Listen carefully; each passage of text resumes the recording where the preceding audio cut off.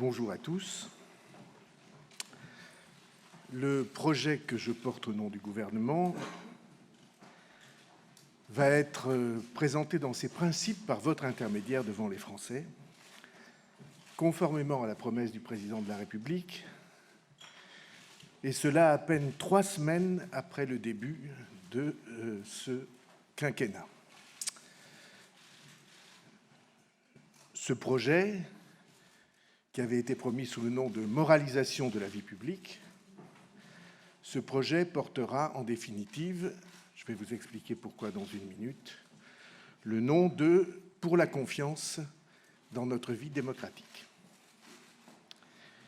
Parce que, je veux le préciser d'emblée, il ne s'agit pas de laisser penser qu'on va régler les problèmes de morale individuelle par un texte.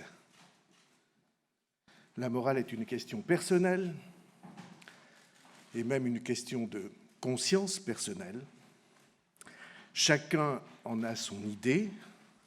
On préfère qu'elle soit exigeante que laxiste, mais personne ne peut imaginer qu'un texte va rendre tous les acteurs de la vie publique, ni tous les citoyens, vertueux. Car les institutions ne sont pas faites pour rendre les hommes vertueux. Mais, sachant qu'ils ne le sont pas tous, et même qu'ils ne le sont pas généralement, les institutions sont faites pour éviter que les faiblesses humaines ne contaminent le corps social. Il s'agit de mettre en place des pratiques et des règles qui préservent les citoyens des abus et leur rendent confiance dans la vie démocratique. Vous connaissez les raisons de cette réforme. Depuis des années, et les mois récents ont été particulièrement fertiles en ce domaine, depuis des années, on a vu se développer des pratiques qui ont mis à mal, qui ont fissuré et fracturé la confiance que les citoyens doivent avoir dans leurs élus et qui provoquent la profonde exaspération des Français. Nous avons donc collectivement besoin d'un retour de la confiance. Il ne s'agit plus de se prononcer sur tel ou tel comportement individuel, ni d'adopter des demi-mesures en réaction à tel ou tel événement et de les oublier ensuite.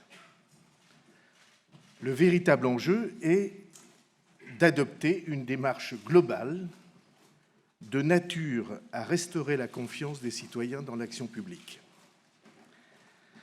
Un texte qui proscrive certaines pratiques, mais aussi un texte positif, j'oserais dire imaginatif dans certains de ses chapitres, qui renforce la transparence et soutiennent le pluralisme dans la vie politique.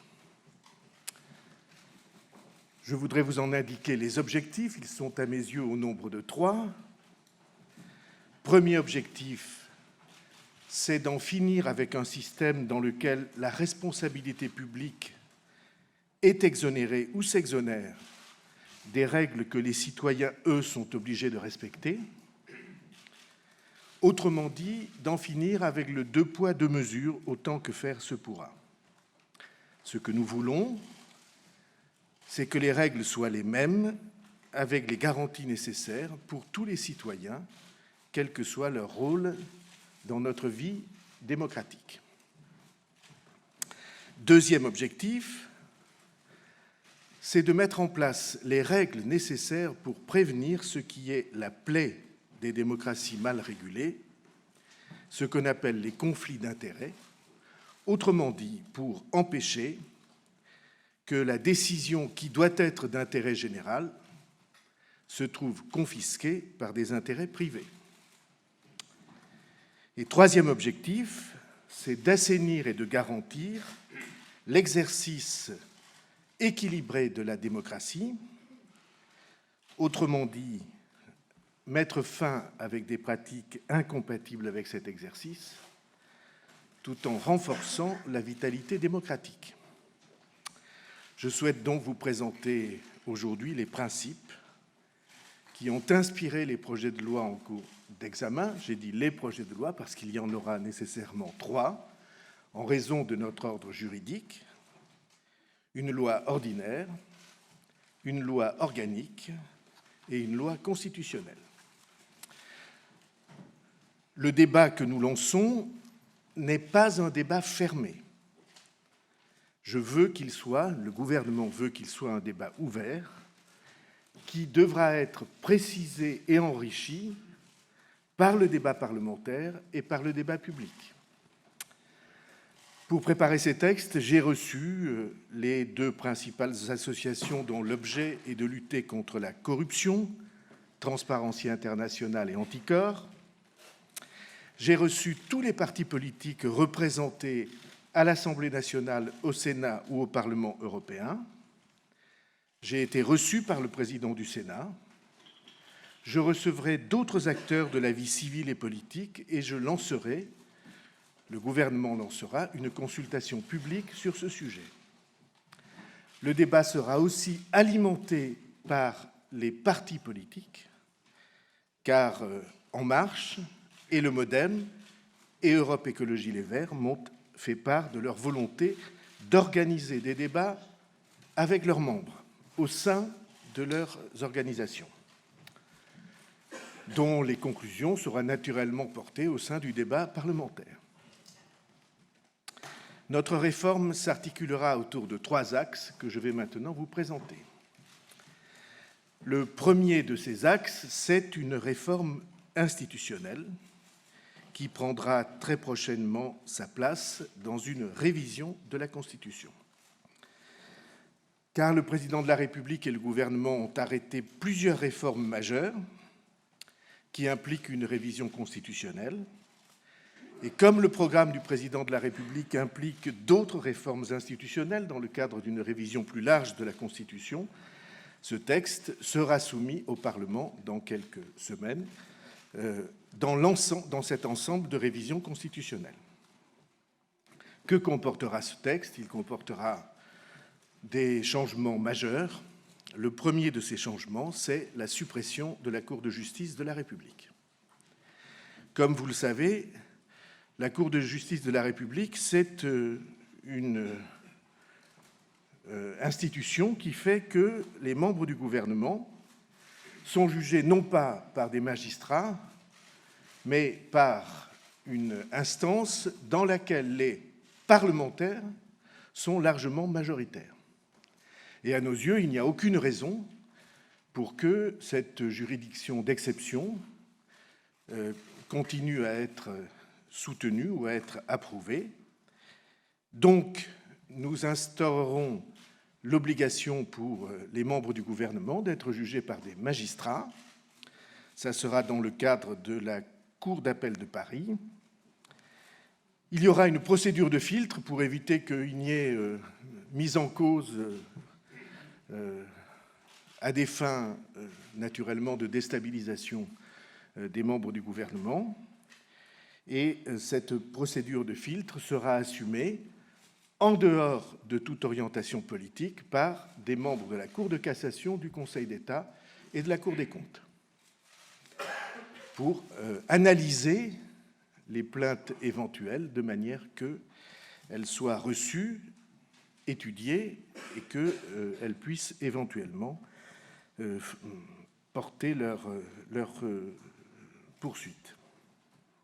Deuxième réforme, les anciens présidents de la République ne pourront plus être membres du Conseil constitutionnel.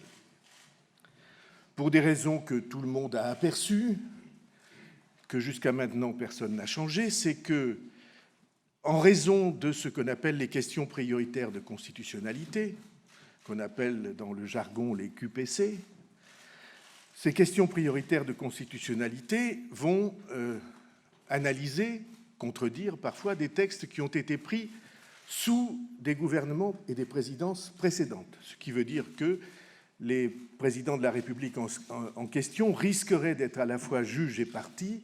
C'est une survivance, tout le monde sait pourquoi cette décision avait été prise il y a longtemps.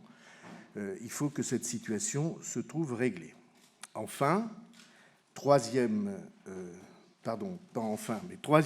décision constitutionnelle, les élus ne pourront pas exercer plus de 3 mandats identiques et successifs de députés, de sénateurs ou de grand exécutif local. En seront exclues les petites communes. Le Parlement analysera le seuil à partir duquel les élus des petites communes pourront se succéder dans leur mandat, parce qu'un très grand nombre de parlementaires, de groupes parlementaires ou de partis politiques m'ont indiqué que pour les petites communes, la difficulté était si grande pour trouver des élus qu'il fallait laisser la possibilité de se perpétuer pour un temps plus long. Ça peut être, il y a 2 seuils qui ont été au travers du temps présents dans les textes, le seuil de 3500. Il y a un seuil à 1000 qui est aujourd'hui le seuil du mode de scrutin. Il y a eu autrefois le seuil de 3500 et il y a eu encore auparavant un seuil de 9000. Voilà à peu près les seuils que le Parlement aura analysés pour permettre aux élus de petites communes de continuer à exercer leur mandat dans la difficulté où l'on est de les remplacer. Quatrième et dernier changement constitutionnel, les ministres ne pourront plus exercer de fonctions exécutives locales et le texte prévoira qu'ils ont 2 mois pour mettre en harmonie le choix entre leur mandat gouvernemental, leur fonction gouvernementale et leur mandat local. Deuxième grand chapitre, la moralisation de la vie publique, notamment parlementaire, par la transparence et la prévention des conflits d'intérêts. L'exercice des fonctions parlementaires implique une exigence renforcée de la part des élus, parce qu'ils représentent la nation, parce qu'ils incarnent la souveraineté nationale. Les parlementaires ne peuvent se prêter à des comportements de dépendance ni être le jouet de puissances financières ou de lobbies. Et donc les mesures applicables aux parlementaires seront donc au cœur des projets de loi ordinaires et organiques. Première de ces mesures, interdiction de recruter des membres de sa famille, ce qui sera vrai pour les membres du gouvernement et ce qui sera vrai aussi pour les parlementaires ainsi que pour les cabinets des élus locaux, des exécutifs locaux. Dans le cas où des membres... Alors, qu'est-ce qu'on entend par familiaux? Ascendants, descendants, conjoints. Dans le cadre où des descendants ou des conjoints d'élus seraient employés par d'autres parlementaires, c'est souvent envisagé sous la dénomination d'emploi croisé, ces emplois seraient soumis à déclaration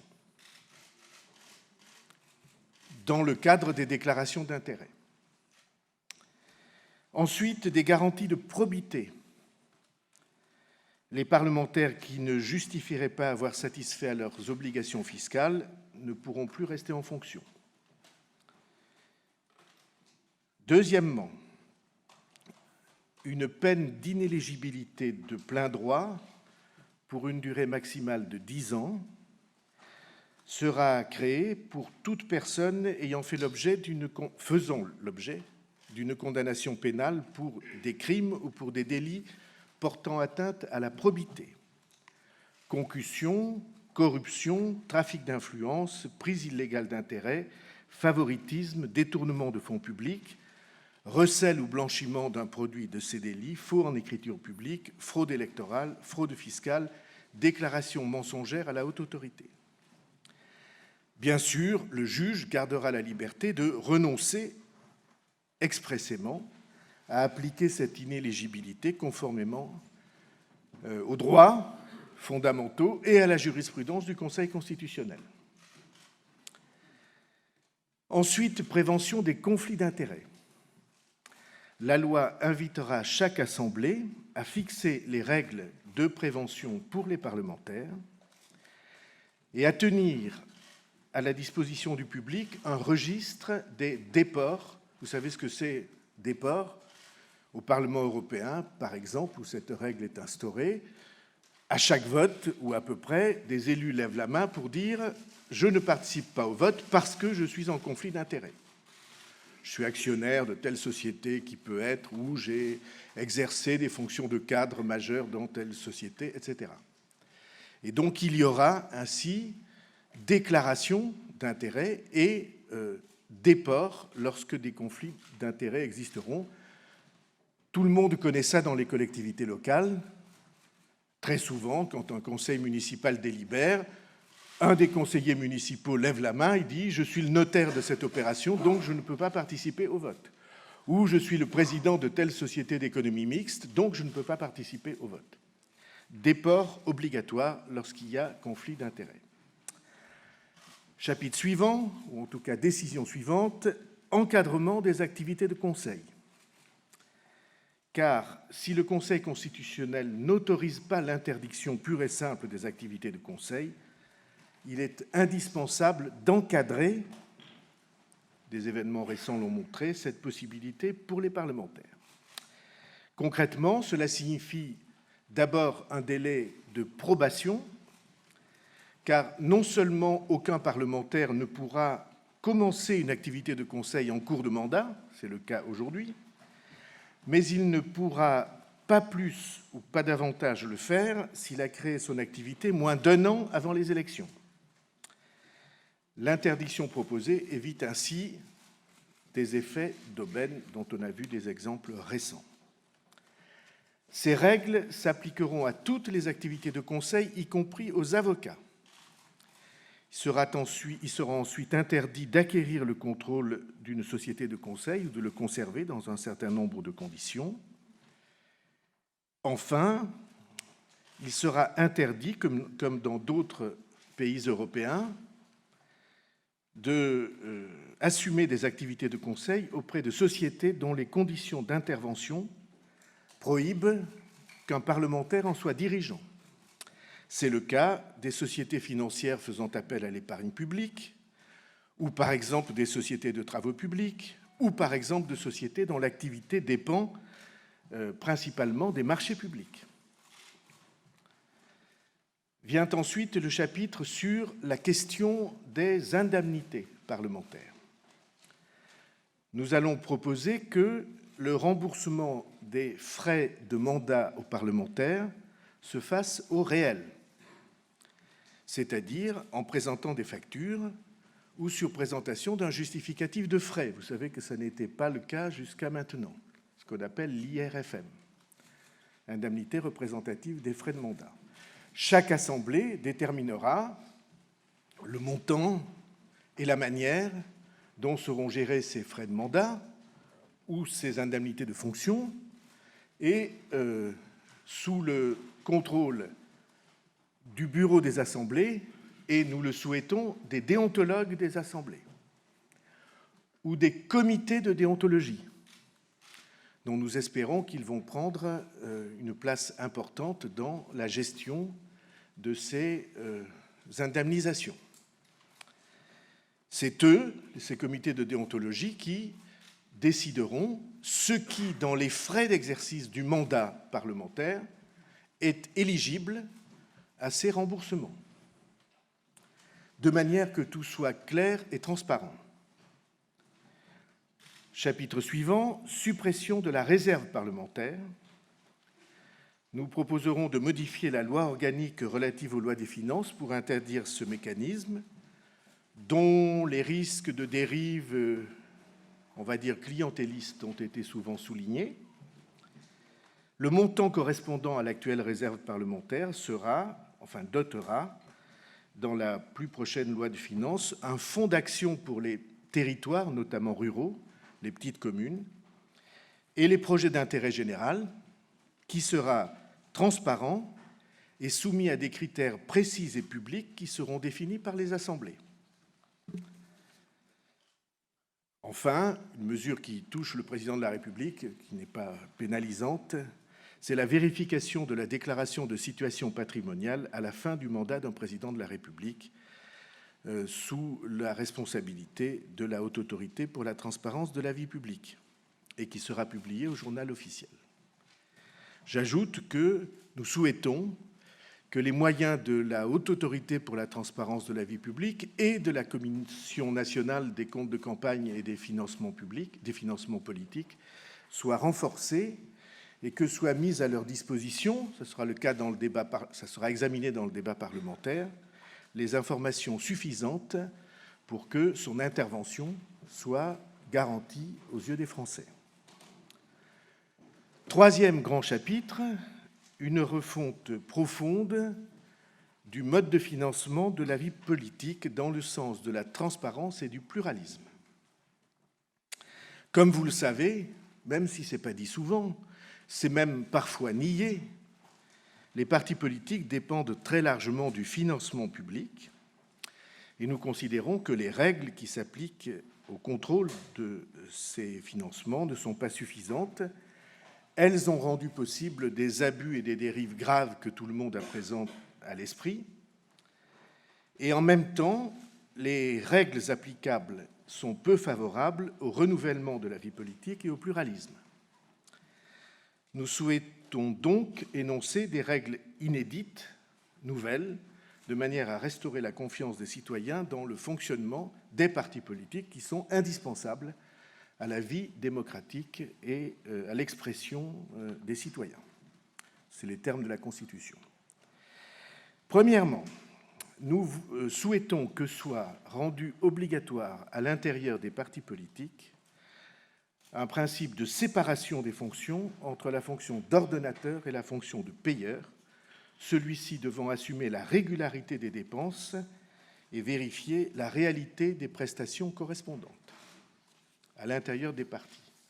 Pour tout vous dire, j'avais imaginé de doter les partis d'un payeur public, comme le sont les collectivités locales, mais il a été considéré que c'était peut-être un peu excessif et les payeurs publics eux-mêmes n'étaient pas absolument candidats à cette fonction. Donc j'ai choisi d'aller dans le sens de la séparation des fonctions d'ordonnateur et de payeur. Deuxièmement, certification des comptes des partis par la Cour des comptes lorsqu'ils atteignent ou dépassent un certain seuil de financement public, pour que soit vérifiée la sincérité, la fidélité des comptes des partis et des groupements politiques qui bénéficient des financements publics et ont des ressources conséquentes. Il ne s'agit pas d'un contrôle général de la Cour des comptes, mais d'une certification des comptes. Il ne s'agira pas de juger de l'opportunité, mais il s'agira de vérifier que ces comptes sont sincères sous l'autorité de magistrats qui en ont la charge. Enfin, la Commission nationale des comptes de campagne et des financements politiques s'assurera que les comptes de tous les partis politiques recevant de l'argent public comprennent également ceux de leurs instances locales. Elle rendra publique l'intégralité de ces comptes selon une nomenclature définie par décret. Des dispositions qui touchent le financement des partis. Nous proposons que les prêts par des personnes morales autres que les banques européennes et les partis politiques soient interdits, comme toute aide ou prêt d'une personne morale étrangère. Nous souhaitons que les dons des personnes physiques déjà plafonnés soient systématiquement indiqués à la Commission nationale de contrôle des comptes de campagne et du financement politique avec leur montant, ce qui permettra de s'assurer qu'une même personne, par l'intermédiaire de micro-partis, entre guillemets, vous savez qu'il y en a 450 déclarés, même s'il n'y en a que 350 qui soient actifs, que par l'intermédiaire des micro-partis, les particuliers et les mouvements respectent bien les règles et les plafonds, afin d'éviter la multiplication de ces micro-partis. Enfin, les prêts consentis par des personnes physiques seront restreints, encadrés et notifiés à la Commission nationale des financements de comptes de campagne et des partis politiques pour contrôler les modalités de leur remboursement. En effet, il nous a été signalé qu'un certain nombre de mouvements politiques se servaient de l'apparence de prêts pour tourner la loi sur le plafonnement des contributions. Vous voyez très bien le mécanisme. Votre contribution est plafonnée à 7 500 €, mais si quelqu'un vous prête 50 000 €, et si vous ne pouvez pas le rembourser, ou si vous déclarez un jour que vous ne pouvez pas le rembourser, en fait, c'est une libéralité qui tournait la loi. Et donc, de ce point de vue-là, ces prêts seront encadrés et notifiés. Enfin, en termes de financement des autorités de contrôle, je l'ai dit, la Commission nationale des comptes de campagne et des financements publics aura enfin connaissance de la totalité des éléments de financement des partis, notamment des dons, de leur origine et de leur montant. Et le refus de répondre à la Cour des comptes ou à la Commission nationale des comptes de campagne et des financements politiques sera pénalement sanctionné. Tout cela, ce sont des contraintes. Mais il nous est apparu depuis longtemps que la contrainte ne suffisait pas, qu'il fallait aussi un soutien à l'activité des partis pour que la démocratie soit vivante. Et pour avoir fait l'expérience assez souvent, comme bien des dirigeants de partis politiques, de ce qu'il fallait des démarches parfois humiliantes à l'égard de banques privées, et qu'il était insupportable qu'une banque privée ait de fait droit de vie ou de mort sur une formation politique. Comme chacun d'entre vous le sait, je ne suis pas souvent en accord avec Madame Le Pen. Mais sur ce sujet, j'ai moi aussi rencontré, et je ne suis pas le seul, de très grandes difficultés venant de refus de financement, alors même que les garanties existaient, soit en termes d'intention de vote, soit en termes de patrimoine. Et tout ceci crée une situation dans laquelle, en réalité, la vie démocratique est mise entre les mains de décisions qui sont d'un tout autre ordre que public.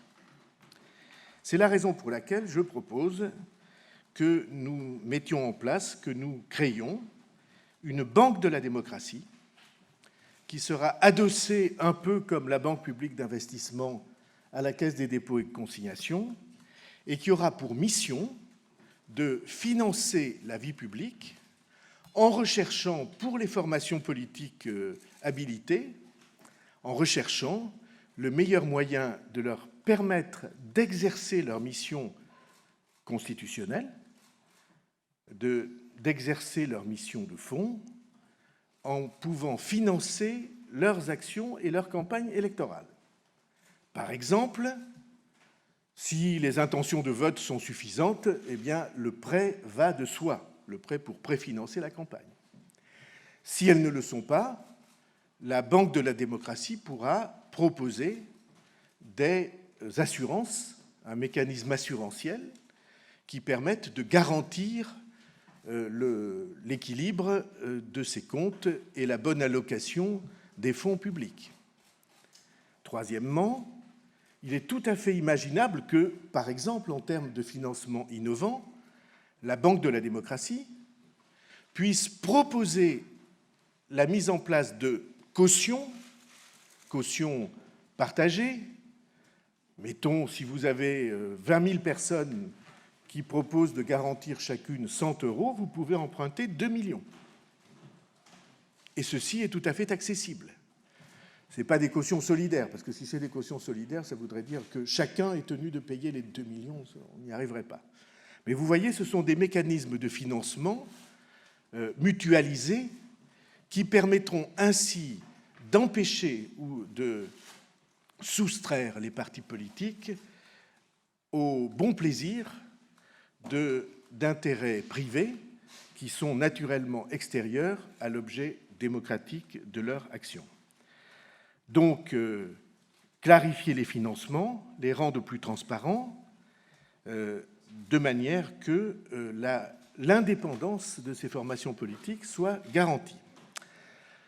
Vous le voyez, les mesures qui composent ce plan sont des mesures ambitieuses, novatrices pour un certain nombre. La plupart d'entre elles ont été évoquées dans le temps sans jamais être portées jusqu'à leur mise en œuvre. Nous avons voulu le faire très vite, de manière que les citoyens comprennent et sachent que le temps des blocages mystérieux dont les mesures d'intérêt général étaient frappées, ce temps est fini. Que nous avons l'intention de porter pas seulement des principes, mais de modifier les réalités pour que la vie publique retrouve la confiance qu'elle n'aurait jamais dû perdre. Et le faire en manifestant qu'il ne s'agit pas seulement de poser des interdits,